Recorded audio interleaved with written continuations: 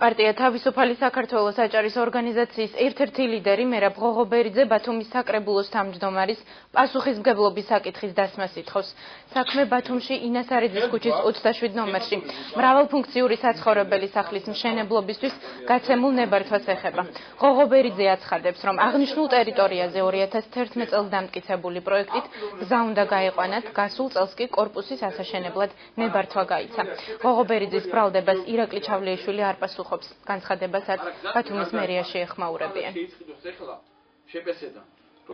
უნდა იმსჯელა საკრებულოს მინიმუმ საკრებულოს თავმჯდომარეს გაეცა თუ არა ნებართვა. ამ შემთხვევაში არ უნდა გაცემული იყო, რომ შესაბამისად აქ მიმდინარეობდა გზის რეაბილიტაცია და შესაბამისად ერთ პიროვნებასთან უფრო ქალაქ ბათუმის მერიას შესაბამის ნაკლები თანხა დაუჯდებოდა შეწყვეტის მიზნით. ამ დროისათვის ჩვენი მონაცემებით დაუჯდება ისევ შეწყვეტვა ქალაქ ბათუმის მერიას საკრებულოს რამოდენიმე მილიონი, რაც იზარდებს ქალაქ ბათუმის საკრებულო და